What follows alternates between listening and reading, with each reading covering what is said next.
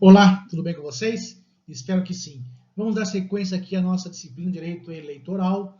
Vamos hoje falar um pouquinho sobre abuso do poder. Abuso do poder econômico, abuso do poder político. Já destacando aqui como forma de introdução ao tema, né, que a legislação prevê essa situação de evitar o abuso de poder econômico, político, para se garantir um princípio muito importante para as eleições, que é a legitimidade do pleito e a isonomia, a igualdade de condições dos candidatos, a paridade de armas, na verdade. Nós não podemos, num processo democrático que vai eleger os nossos representantes, aceitar ou permitir que candidatos extrapolem das suas possibilidades, que abusem, que façam o mau uso, né, das suas possibilidades, das questões financeiras, econômicas, de modo a trazer desigualdade, a trazer ilegitimidade ao pleito. Perfeito? Por isso que se existe essas vedações em relação ao abuso de poder econômico e político, que gera inclusive a cassação do seu mandato, né? E também até pode ocorrer em alguns casos, como o caso do abuso do poder político, em alguns casos ocorrer também a improbidade administrativa. Perfeito? Vamos começar então. Começando aqui então, vamos começar pelo abuso do poder de forma mais genérica, né, que engloba tanto o econômico quanto o político. Nós também temos uma terceira espécie aí, podemos dizer, hoje muito difundida na doutrina e também na jurisprudência, que seria um tal de abuso de poder religioso. As pessoas que abusam de fazer parte, ser pastor ou padre, ou fazer parte de uma comunidade religiosa e abusa desse poder que tem para conseguir voto. Mas isso não vai entrar na aula de hoje. Entretanto, prometo, em uma aula fora da nossa grade, da nossa ementa, né, tratar sobre isso, tá certo? Começando aqui pelo abuso de poder, vale destacar que em 2017 nós tivemos duas alterações legislativas, a Lei 13.487 e também a Lei 13.488, de 6 de outubro de 2017, que criou algumas mudanças, alterou algumas relações em relação à nossa legislação eleitoral. A primeira, ela instituiu o quê? O financiamento público de campanhas com o Fundo Especial de Financiamento de Campanha, o FEFC, e extinguiu a propaganda partidária do rádio e televisão.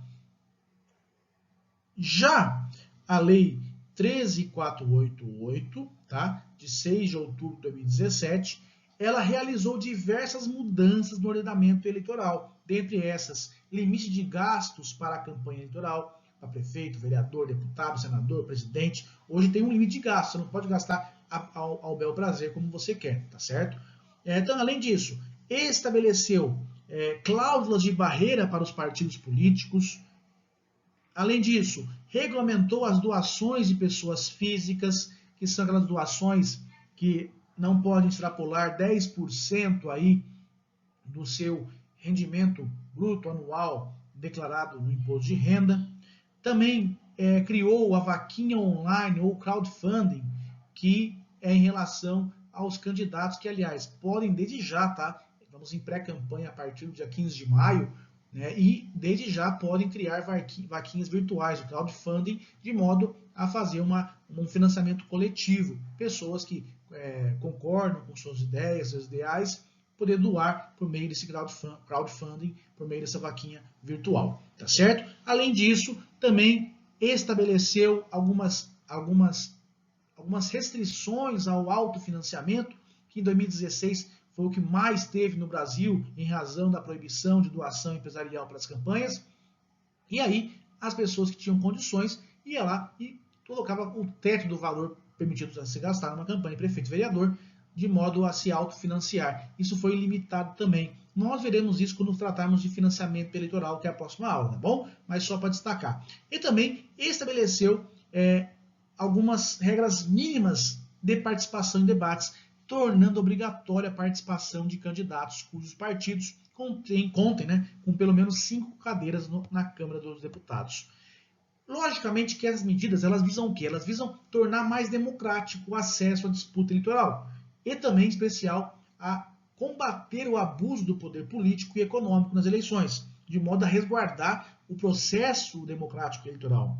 Né? Porque um processo corrupto, um processo abusivo, ele não é um processo legítimo, ele é um processo sem legitimidade. Tá certo? Segundo o nosso doutrinador José Jairo Gomes, ele disse que o abuso de poder é compreendido pelo mau uso de direitos, situação ou posição jurídicas com vista a se exercer indevida e ilegítima influência em dada eleição.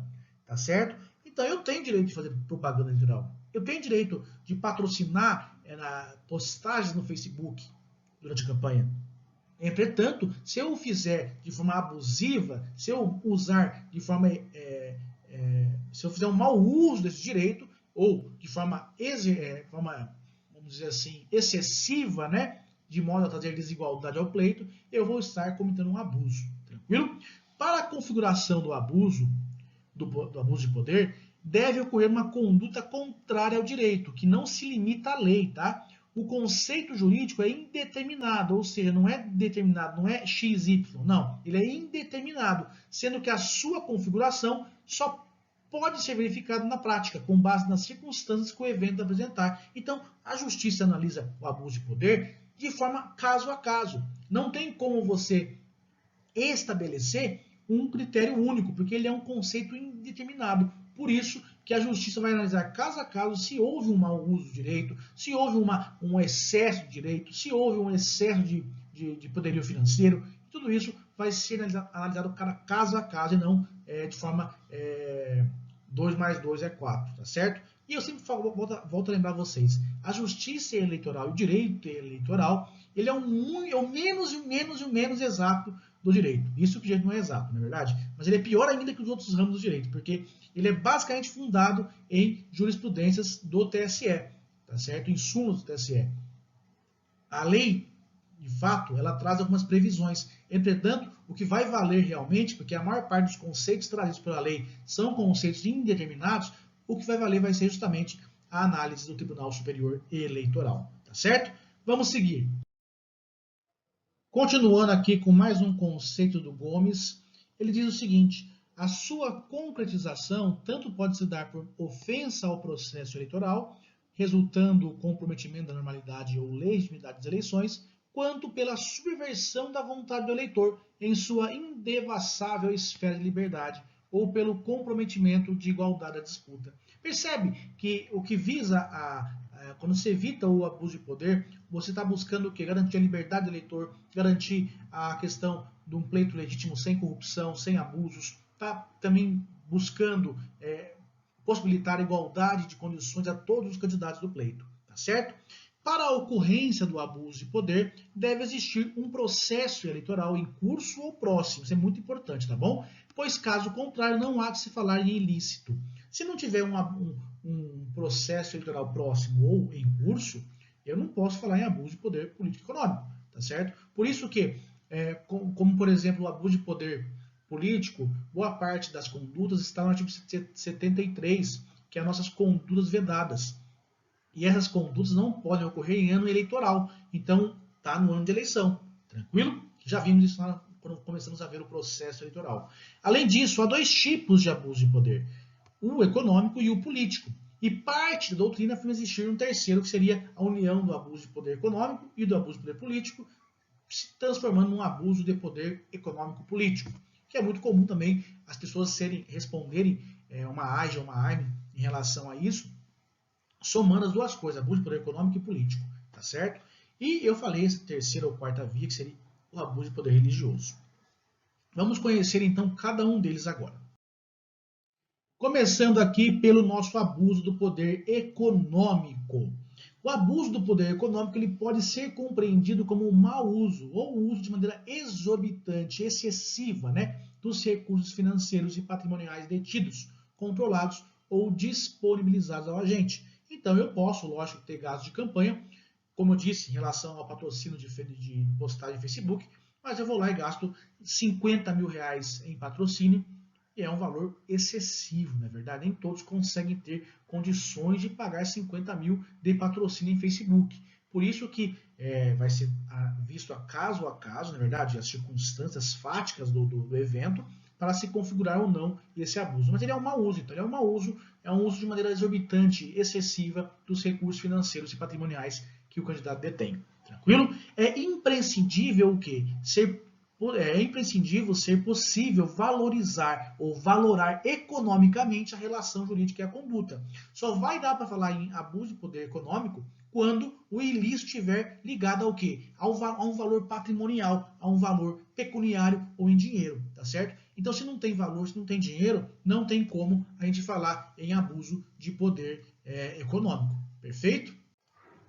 E como já disse também, né, não adianta falar em abuso de poder econômico se não tiver um processo eleitoral em curso ou à vistas, né? Então, primeira coisa, tem que ter um valor patrimonial envolvido, tem que ter um valor pecuniário ou em dinheiro envolvido, tem que ter uma relação que é possível se valorar economicamente com a relação jurídica e a conduta, tranquilo? E além disso, tem que ter esse processo eleitoral em curso ou à vistas de começar a ocorrer, tranquilo? Então, se existir uma conduta abusiva, econômica, mas não há um processo eleitoral, não está em ano eleitoral, não está em vistas a um ano de eleições, nós não vamos ter essa configuração.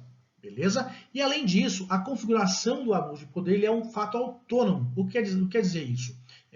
Mesmo que os valores sejam despendidos de forma abusiva, excessiva, né? Mesmo que haja um mau uso aí dessa parte dos recursos financeiros e patrimoniais, ainda que eles estejam previstos no limite de gastos do TSE, ou seja, naquele limite que eu posso gastar numa eleição, ainda que o que eu gastei esteja dentro do limite de gastos, ainda assim eu posso responder e estar configurado aí o abuso de poder, bastando que o uso do poder econômico seja distorcido, desvirtuando, né, o processo eleitoral, tá certo? Então, ainda que eu não gaste, que o limite de gasto é 100 mil reais, eu vou 100 mil reais. Entretanto, eu usei esses 100 mil reais de forma excessiva, de forma distorcida e desvirtuei o processo eleitoral. Ainda assim eu posso responder, ainda assim pode se configurar esse abuso de poder econômico. Tranquilo? Além disso, algumas condutas que configuram abuso de poder econômico também vão configurar outros ilícitos e crimes eleitorais, como a captação ilícita de sufrágio, que vimos na aula passada, tá certo? Ou a captação ou gasto ilícito de recursos em campanha eleitoral, quando eu faço gastos que a lei não permite, ou quando eu capto recursos de fontes vedadas, como por exemplo de empresas, tá certo? Também poderá ser enquadrado como abuso de poder econômico, além de configurar um outro ilícito, que é a captação ou gasto ilícito de recursos em campanha eleitoral. Beleza? O abuso de poder vai acarretar o que, professor? Qual vai ser o efeito? Ele vai acarretar na cassação do mandato, caso eleito, né? E também inelegibilidade. E além disso, a jurisprudência entende que para sua ocorrência é preciso que a conduta do candidato tenha uma potencialidade lesiva. Entendeu? Então não basta, porque se eu quero resguardar a liberdade, se eu quero resguardar a isonomia de campanha, se eu quero resguardar o equilíbrio entre os candidatos e a própria legitimidade do pleito, eu preciso analisar se aquela conduta tida pela abusiva, ela teve uma potencialidade lesiva, se ela realmente tem um potencial de causar todos esses prejuízos ao pleito e à própria legitimidade do pleito. Perfeito? Vamos seguir então. Assim, pode ocorrer o abuso de poder econômico com o emprego do quê? De recursos patrimoniais financeiros, descumprindo-se regras relativas à arrecadação e uso de fundos de campanha, bem como até mesmo pelo mau uso dos meios de comunicação social, incluindo aí as redes sociais. Ou mesmo, vamos pensar o caso de um prefeito, né, que está buscando a reeleição e que amplia o gasto de propaganda da gestão em si em jornais de grande circulação do município, não é verdade? Ou mesmo faça aí um deputado ou um vereador que vai à reeleição, cria aí um jornal para divulgar o seu mandato e manda imprimir mais de uma cidade de 5 mil habitantes, imprime 5 mil jornaizinhos, né, prestando contas do mandato. Isso faz toda semana distribuição na casa das pessoas, ou seja, percebem que isso configuraria aí um abuso de poder econômico, porque estou usando de forma errada, de forma desvirtuada os meios de comunicação social, tá certo? Além disso, temos um exemplo muito claro também em relação ao Caixa 2. Né? Empregar na campanha recursos oriundos aí do Caixa 2 também é uma forma de cometer um abuso de poder econômico. Professor, o que seria isso, né? Caixa 2. O conhecido Caixa 2, ele refere-se o quê? A valores não declarados à Justiça Eleitoral. Quando você vai ser candidato, a primeira coisa que tem que fazer é abrir uma conta de campanha, tá? Então, a sua candidatura se torna uma pessoa jurídica, vamos dizer assim, porque você vai ter um CNPJ da campanha, beleza? Então, vai lá com o CNPJ e vai abrir uma conta específica da campanha eleitoral.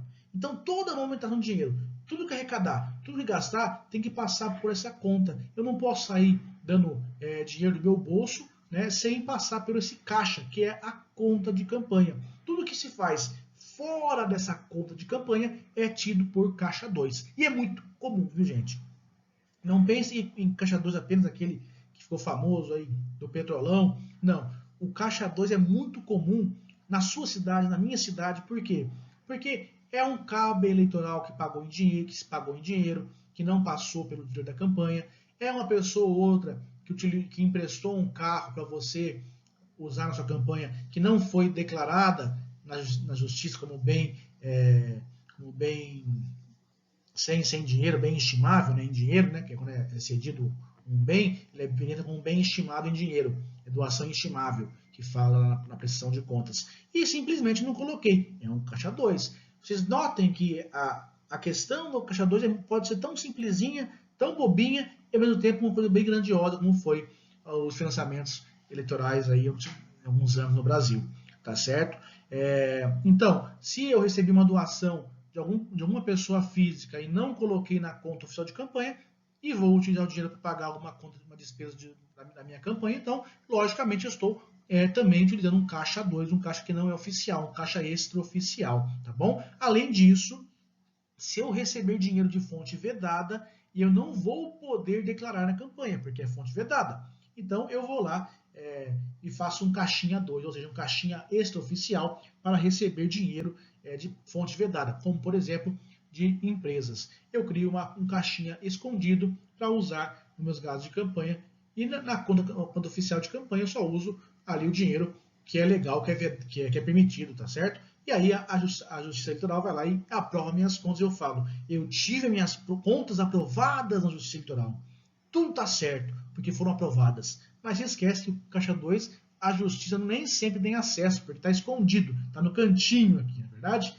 Além disso, são exemplos desse uso abusivo, oferta ou doação a eleitores de bens, produtos ou serviços diversos, como um candidato médico, que vai oferecer um atendimento gratuito em relação ao seu serviço de medicina. Ou um ortodontista que vai lá, agora esse ano todo de eleição vai ter tratamento dentário gratuito aqui na minha clínica. Mas depois sai candidato. Isso, está vendo que é um abuso de poder? É um patrimônio que ele tem. É uma situação que eu posso mensurar economicamente. Uma consulta seria R$100. E eu dei 1.000 consultas gratuitas em ano de eleição. Percebam como eu posso mensurar aí, e acontece, viu, gente? Acontece. Acontece muito. Além disso, ofertar gasolina. Eu sou dono de um posto de combustível e eu vou ofertar gasolina aos meus eleitores de modo a divulgar minha candidatura. Tá certo? Também é um meio que eu tenho econômico à disposição que eu vou estar abusando. Beleza? Também configura o abuso de poder econômico a realização de gastos que vai exceder lá a estimativa apresentada quando solicitado o registro de candidatura. Quando eu solicito o meu registro, eu tenho que estimar os meus gastos. Se eu coloquei R$10.000 e gastei R$15.000, eu cometi um abuso de poder econômico também. Tranquilo? Então, doações de roupas, cestas básicas, calçados. Agora, ano de eleição com pandemia, é muito importante se cuidar em relação a isso, porque a pessoa pode estar doando muitas coisas e depois vir a sofrer um processo de abuso de poder econômico e perder o mandato. Tá certo? Vamos conhecer por último agora, por fim, para encerrar, o nosso abuso de poder político. Por fim, então, aqui o abuso do poder político. Ele vai ocorrer quando? Quando a máquina pública administrativa for colocada a serviço de candidaturas no processo eleitoral. Poderá ocorrer abuso tanto por ação ou por omissão. Alguns exemplos claros: uso, doação ou disponibilização de bens e serviços públicos. Por exemplo, uma escola municipal, que o diretor é meu amigo e ele vai me oferecer lá para poder fazer reuniões com pais, colegas, professores, trabalhadores daquela escola, comunidade escolar, para me pedir voto. Eu estou usando ali uma escola municipal, um patrimônio público para fazer campanha, tá certo? E eu faço 10, 15 reuniões na noite de eleição. Eu tenho uma vantagem que o outro adversário não vai ter, porque eu tenho acesso a uma comunidade grande escolar, onde eu posso pedir voto, com o apoio do diretor daquela escola. Ou seja, eu estou abusando do meu poder político, porque eu estou usando a máquina administrativa, a estrutura pública para fazer campanha e conseguir votos, tá certo? Além disso, desvirtuamento de propaganda institucional. Sabemos que os prefeitos fazem propaganda institucional. Tem um exemplo muito claro disso quando vamos pensar que em 3 anos de mandato, um prefeito que está candidato à reeleição, ele gastou 1 milhão por ano de propaganda institucional.